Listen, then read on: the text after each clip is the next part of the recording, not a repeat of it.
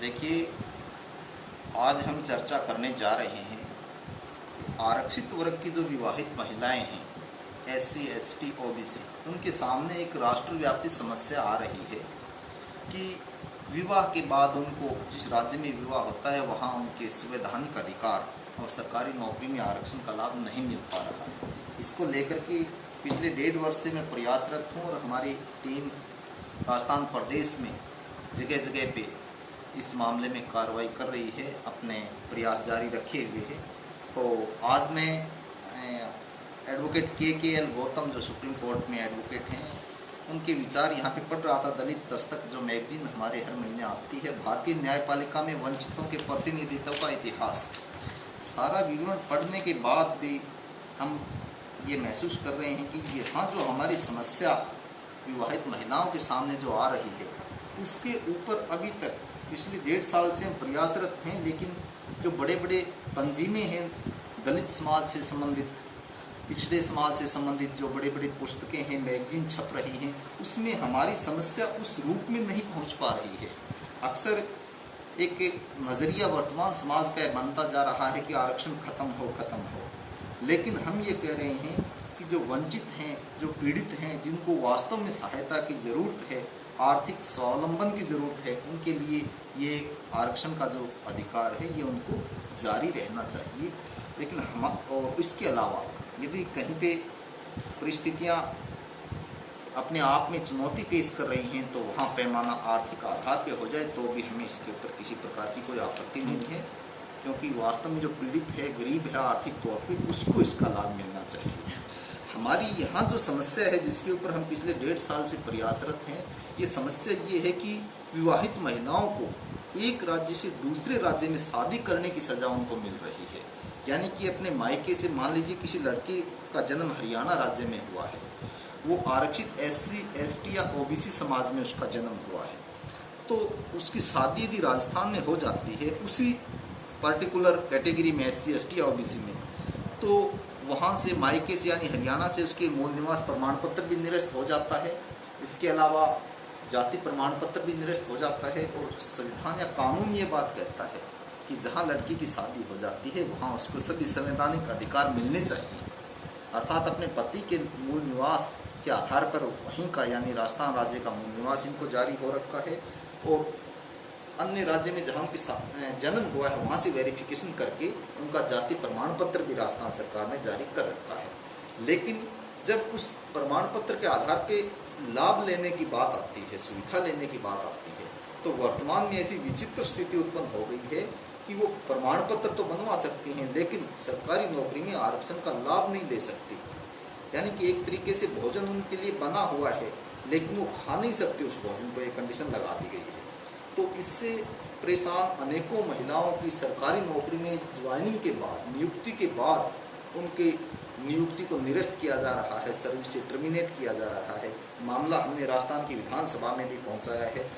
गत वर्ष इन दिनों हम राष्ट्रीय ओबीसी कमीशन से भी नई दिल्ली में जाकर के मिले थे, एससी कमीशन से भी मुलाकात हमने की थी, वहाँ भी हमारा प्रकरण चल रहा है, लेकिन उसके ऊपर अभी तक कोई समाधान नहीं निकल पाया है। मैं इस वीडियो की मार्फत ये बताना चाहता हूँ कि ये समस्या एक राष्ट्रीय समस्या बन गई है, जहाँ 2 राज्यों की सीमाएं परस्पर आपस में मिलती हैं, वहाँ पे एक दूसरे राज्य में वैवाहिक संबंध आम बात है। तो जब लड़की राजस्थान से हरियाणा में शादी कर ले या हरियाणा से राजस्थान में, जिस प्रकार राजस्थान राज्य के अनेकों राज्य की सीमाएं लगती हैं, पंजाब, हरियाणा, दिल्ली, उत्तर प्रदेश, मध्य प्रदेश, गुजरात, उन राज्यों की आरक्षित वर्ग की कोई लड़की यदि शादी करवा करके राजस्थान में आ रही है अपने ही वर्ग में, तो भी उसको आरक्षित वर्ग का लाभ नहीं दिया जा रहा है। और उससे भी गंभीर पहलू यह है कि उनके मायके में पहले से ही उनके प्रमाण पत्र जो निरस्त हो चुके हैं राजस्थान में शादी की वजह से, और राजस्थान में भी उनको ये आरक्षण का लाभ नहीं मिल रहा है। दूसरी तरफ राजस्थान सरकार ने इसी वर्ष 10 फरवरी को राज्यपाल के आदेश से विशेष सर्कुलर एक जारी किया कि जो आरक्षित वर्ग के अन्य पिछड़े वर्ग के, जो आर्थिक पिछड़े वर्ग की महिलाएं हैं, विवाहित महिलाएं, अन्य राज्यों से राजस्थान में जिनकी शादी हुई है, उनको आरक्षण का लाभ मिलेगा। तो ये आरक्षित एससी, एसटी, ओबीसी वर्ग की महिलाओं को शादी की सजा क्यों मिल रही है? क्या ये राजस्थान राज्य में शादी करवाने मात्र से वो जनरल कैटेगरी में शामिल हो जाएंगी? क्या वो उनके साथ प्रवासी जैसा व्यवहार किया जा सकता है जबकि वास्तव में यहाँ की मूल निवासी हैं? शादी लड़की के लिए एक ऐसा संबंध है जो स्थायी संबंध है। राजस्थान के वो स्थायी निवासी हो गई हैं यहाँ शादी के बाद, लेकिन फिर भी उनके साथ एक प्रवासी पुरुष जैसा व्यवहार हो रहा है। मान लीजिए कोई पुरुष साल 2 साल 5 साल के लिए पढ़ाई के लिए या रोजगार के लिए कुछ समय के लिए आता है और वापस अपने राज्य में चला जाता है। लेकिन महिलाओं की स्थिति, विवाहित महिलाओं की स्थिति बिल्कुल अलग है और कानून भी यही कहता है। इनके ऊपर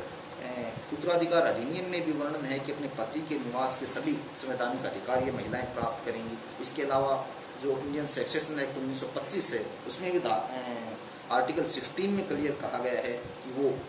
पति के निवास की मूल निवासी मानते हुए सभी सुविधाएं प्राप्त करेंगी। इसके अलावा जनप्रतिनिधि अधिनियम 1950 की धारा 20 में भी ये मेंशन है कि ये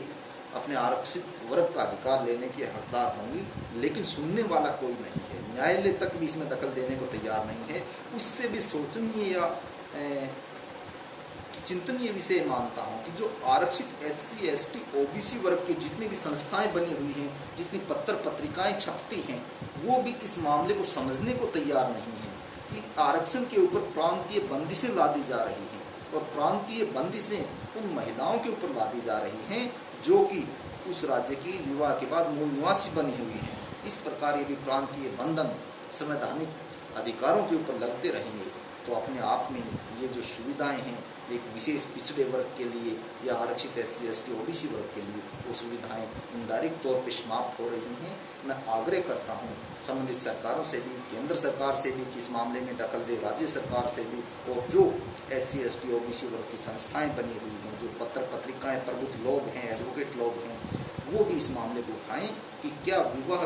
एक राज्य से दूसरे राज्य में एक लड़की यदि विवाह कर देती है तो क्या वो विवाह उसके संवैधानिक अधिकारों में बाधा बन सकता है,